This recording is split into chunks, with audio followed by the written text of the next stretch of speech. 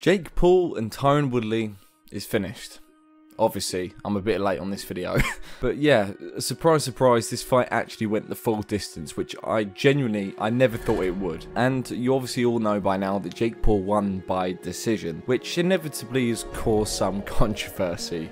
There are some people, including myself, who are saying that there's no way this should have even gone down to decision. Jake clearly won more rounds than Tyron did. Then there's other people saying that Tyron won, one of them being Ben Askren. Here's the thing, I really like Ben Askren, but he's just not right. Tyron did not win more rounds than Jake. He just didn't, because Tyron didn't really do much. But then obviously you've got Tyron who's there saying, no, I won.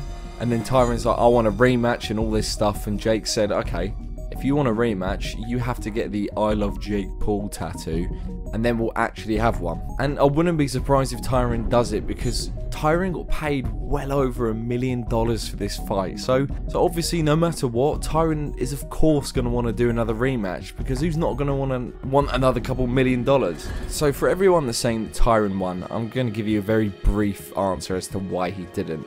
So Tyron barely threw anything, which is, you know, it's understandable, because you got to remember when he was in MMA, you know, it's pretty normal for you to kind of reserve yourself and hold back, and you have to really think about what shots you're throwing. Because if you're going to go running in like with the octagon, you know, throwing punches and that, you're not going to be focusing on the other guy's leg who's basically about to snap your shin in half.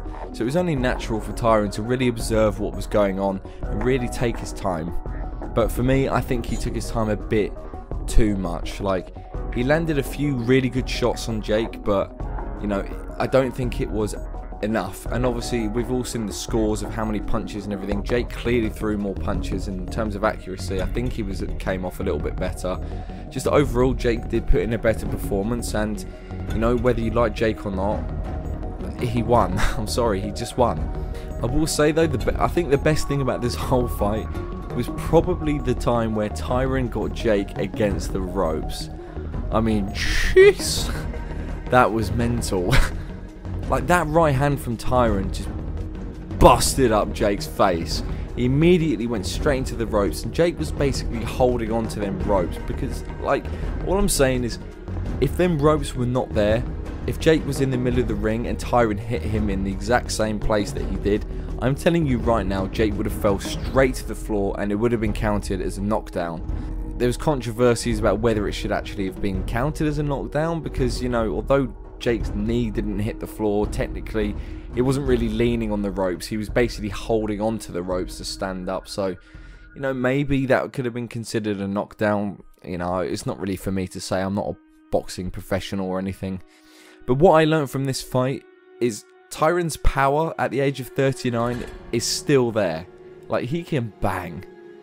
But what I also learned is when he got Jake on the ropes, you could obviously tell that Tyron isn't the best boxer, because realistically, when Jake was up against them ropes, if this was a professional fighter, they would have immediately gone on attack and just pummeled Jake, and they would have just knocked him out clean there and then. Obviously Tyron, I don't know why he didn't really capitalise on it. He was like, alright, you're in the ropes, and now I'm going to kind of like carry on taking my time. I don't know why he did that. Tyron just overall was just way too hesitant, and he could have put in a way better performance, and the fight could have gone the other way if Tyron just, you know, really gave it his all and didn't hesitate so much. But at the same time though, you got to kind of give credit to Jake, because, you know, he took a hit from Tyron Woodley, and Jake can take a hit, you know, he kind of is right about that. And the fact that the fight went the full 8 rounds, although Jake faded a little bit, he did carry on and he got to the end. You know, both these guys' conditioning was pretty ridiculous. Like, I could probably do 3 minutes like Deji would, and I'd be like, right, I'm done. I can't be asked anymore. But, you know, they did the full 8 rounds, which is mad. So obviously the reason why this fight was so important to a lot of people is because this was the opportunity for Jake to show whether he is, you know, actually good at boxing or not.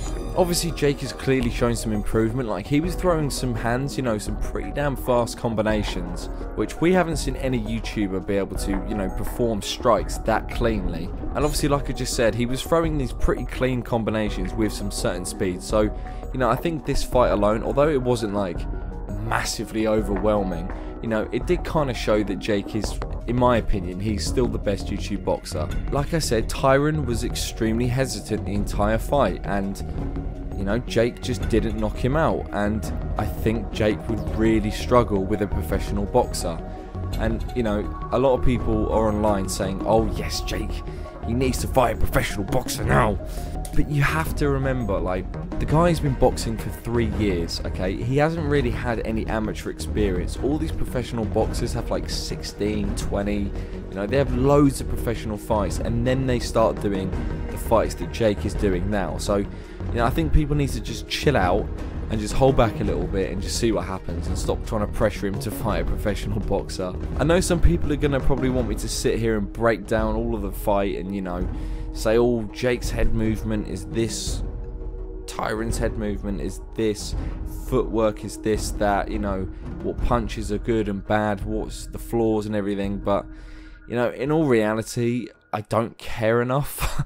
Like, it is extremely boring talking about people, like, breaking it down. Like I'm not going to sit here and just bullshit people. Like, at the end of the day, they're not professionals, and I'm not in a position where I can then critique people, because I'm not, you know, I don't do boxing myself. I only talk about things generally. And then, not to mention as well, all of the footage that I could find at the time of this recording is all been recorded on a potato. And obviously, you know, that's to avoid copyright. I've really put off making this video for a while, because basically, like, I was just so underwhelmed by the whole event. Like, I thought it was going to be some sort of knockout, but, you know, there really wasn't. For me, Tyron didn't come out as good as I thought he was. He wasn't that aggressive, but obviously, you know, there's reasons for why he wasn't going to be. Jake, you know, he showed some improvements, but at the same time, you know, just the overall way he boxes, you know, he's good. He's very good considering how little time he's done, but he's still very far away from being a professional boxer. And, you know, this is why I'm a bit now sat here like, ugh, like, I'm kind of sick and tired of talking about all of this now. Like, I'm at a crossroads with YouTube at the moment, because, like, I don't know, the YouTube boxing and that is such a small amount of YouTube, and it's like, I don't want to keep basing my whole channel on something that I'm a bit like, yeah, it is what it is, you know. And obviously now we're going to be on a dry spell for months until someone has a fight. So, I don't know. Just, yeah, stay tuned. I'm going to obviously keep uploading videos, but I'm going to try a few things differently. So, I'd really appreciate it if you gave me the benefit of the doubt and actually, you know, tried this new content that I want to try. Because at the end of the day, I want to have fun with doing YouTube, and at the moment I'm really not. It's not that fun, and that's not the point. I'm not, you know, I'd rather have fun with this. Alright, so again, thank you everyone for watching, and if you thought this event was a bit meh like me, let me know in the comments down below. Alright, I'll catch you on the next one, everyone. Peace.